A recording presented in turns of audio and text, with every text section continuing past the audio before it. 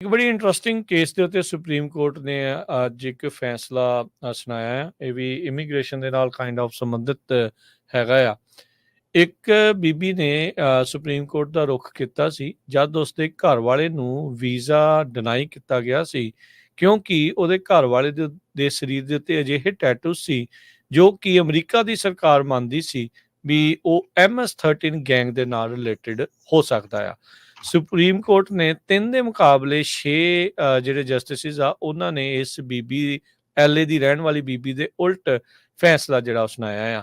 ਇਹ ਬੀਬੀ ਜਿਹੜੀ ਕਿ ਇੱਕ ਸਿਵਲ ਰਾਈਟਸ ਅਟਰਨੀ ਆ, ਸੈਂਡਰਾ ਮੂਨੋਜ਼, ਉਸਨੇ ਇਹ ਕਿਹਾ ਸੀ ਵੀ ਉਹਦਾ ਜਿਹੜਾ ਸੈਲਵਾਡੋਰ ਦੇ ਵਿੱਚ ਰਹਿਣ ਵਾਲਾ ਘਰ ਵਾਲਾ ਕਾਉਂਸਲਰ ਪ੍ਰੋਸੈਸਿੰਗ ਦੇ ਦੌਰਾਨ ਉਸ ਦਾ ਵੀਜ਼ਾ ਡਿਨਾਈ ਕਰ ਦਿੱਤਾ ਸੀ ਤੇ ਉਹ ਕਹਿੰਦੀ ਸੀ ਵੀ ਉਹਦੇ ਜਿਹੜੇ ਸੰਵਿਧਾਨਿਕ ਹੱਕਾਂ ਦੀ ਇਸ ਦੇ ਵਿੱਚ ਉਲੰਘਣਾ ਹੋਈ ਆ ਫੈਡਰਲ ਸਰਕਾਰ ਦੇ ਦੁਆਰਾ।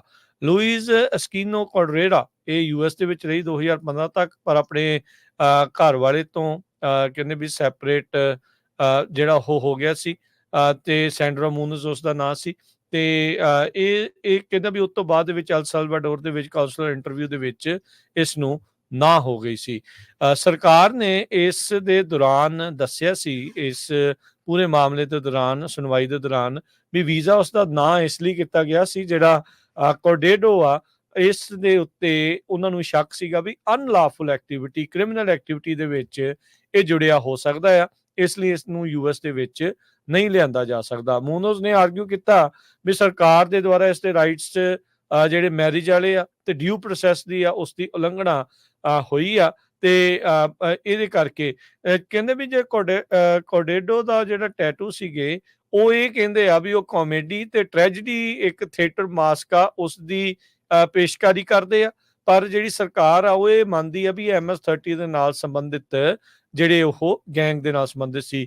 9th circuit court of appeals ਨੇ ਇਸ ਕਪਲ ਦੇ ਹੱਕ ਦੇ ਵਿੱਚ 2022 ਚ ਫੈਸਲਾ ਸੁਣਾਇਆ ਸੀ, ਪਰ ਬਾਈਡਨ ਐਡਮਿਨਿਸਟ੍ਰੇਸ਼ਨ ਨੇ ਸੁਪਰੀਮ ਕੋਰਟ ਨੂੰ ਰੁਖ ਕੀਤਾ ਸੀਗਾ ਵੀ ਨਹੀਂ, ਅਸੀਂ ਇਸ ਰੂਲਿੰਗ ਨੂੰ ਰਿਵਰਸ ਜਿਹੜਾ ਉਹ ਕਰਨਾ ਚਾਹੁੰਦੇ ਆ। ਸੋ ਇਮੀਗ੍ਰੇਸ਼ਨ ਅਫਸਰਾਂ ਨੇ ਜਿਹੜੇ ਕਹਿੰਦੇ ਵੀ ਇਸ ਡਿਸਕ੍ਰੈਸ਼ਨ ਨੂੰ ਵਰਤਦੇ ਹੋਏ ਉਸ ਨੂੰ ਕੰਟਰੀ ਦੇ ਵਿੱਚ ਐਡਮਿਟ ਹੋਣ ਤੋਂ ਨਾ ਜਿਹੜੀ ਉਹ ਕਰ ਦਿੱਤੀ ਸੀਗੀ। ਸੋ ਇੱਕ ਪਾਸੇ ਤੁਸੀਂ ਦੇਖੋ ਵੀ ਕਿੱਦਾਂ ਨਾ ਚੱਲਦਾ ਰਹਿੰਦਾ ਆ।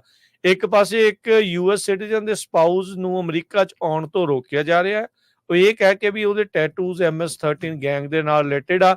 ਇਹ ਵੀ ਦੱਸ ਜਾਏ ਵੀ ਉਸ ਬੰਦੇ ਦਾ ਕੋਈ US ਦੇ ਵਿੱਚ ਕੋਈ ਕ੍ਰਿਮੀਨਲ ਰੈਕਡ ਨਹੀਂ ਆ। ਉਹਨਾਂ ਨੇ ਅਲ ਸਲਵਾਡੋਰ ਦਾ ਕੁਝ ਇਸ ਰਿਪੋਰਟ ਦੇ ਵਿੱਚ, LA ਟਾਈਮ ਦੀ ਰਿਪੋਰਟ 'ਚ ਦੱਸਿਆ ਨਹੀਂ ਆ।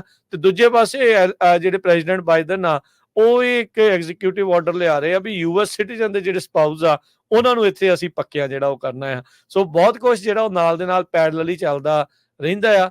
ਹਾਥੀ ਦੇ ਦੰਦ ਦਿਖਾਉਣ ਵਾਲੇ ਹੋਰ ਤੇ ਖਾਣ ਵਾਲੇ ਹੋਰ ਜਿਹੜੇ ਉਹ ਅਕਸਰ ਹੀ ਅਜਿਹੀਆਂ ਚੀਜ਼ਾਂ ਦੇ ਵਿੱਚ ਪਤਾ ਲੱਗਦਾ ਰਹਿੰਦਾ ਹੈ। ਜੀ।